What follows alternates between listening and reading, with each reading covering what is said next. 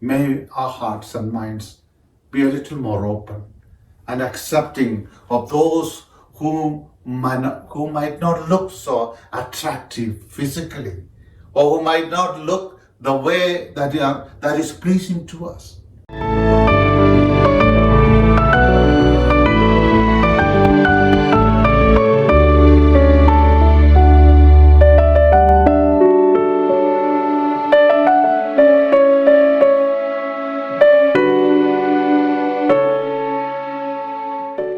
Friends, on this sixth Sunday of the ordinary time, the Church gives us the Gospel passage from Mark 1, verses 40 to 45. Jesus, moved with pity, heals a leper and makes him clean. He not only cleanses him from the impurity, the external impurity that the Jews ascribed to the lepers, but also Jesus integrated him into the community, freed him from isolation and ostracism. This reminds me of that incident in the life of St. Francis, that one of the incidents that really transformed St. Francis of Assisi into a very close disciple of Jesus.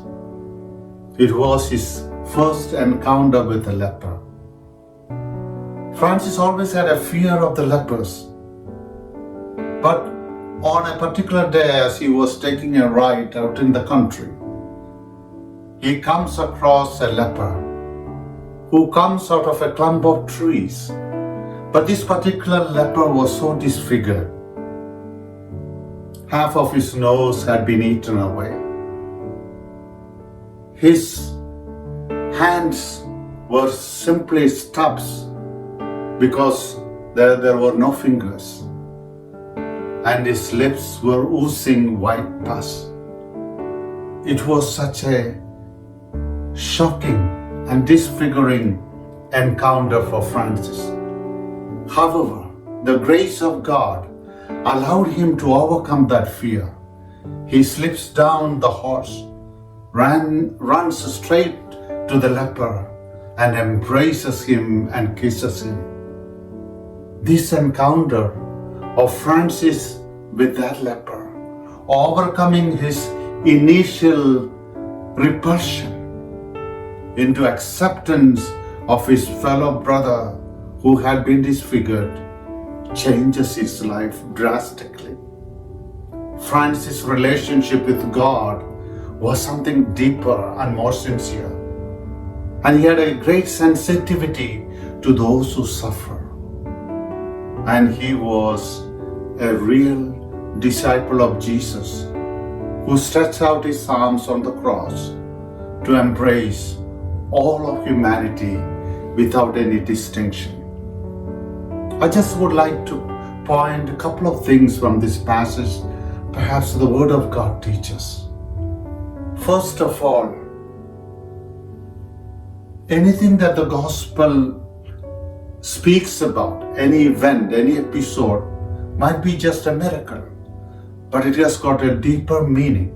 Here in this sense, perhaps Jesus is pointing to us not only all those human illnesses and human infirmities, especially people who are disfigured, whether they are lame or blind or deaf or whatever, but it points to a deeper infirmity that makes us all repulsive, namely the reality of sin in our life.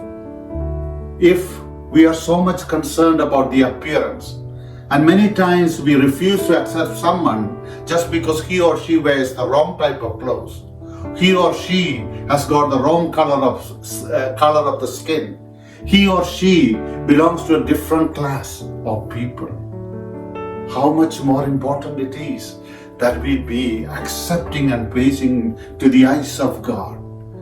And you know what makes us displeasing before God? That makes us ugly. It is the reality of sin.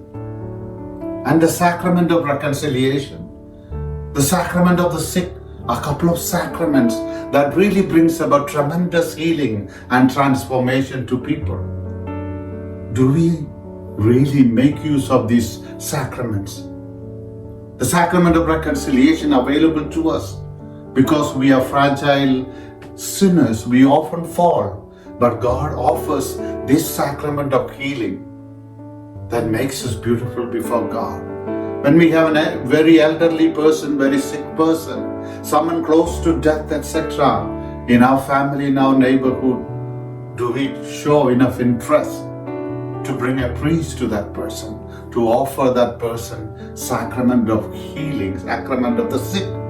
I must have experienced that those whom I have anointed have gotten better. It's not only preparing one for death, but it also brings healing. And the second aspect I would like to say is how open, how accepting are we of all our brothers and sisters. It is shocking to know that in a civilized culture, in countries that are rich and educated, there are so many forms of intolerance, so many forms of discrimination, so many forms of bias and unacceptance. And we must remember, most of the time it has to do with an external fact.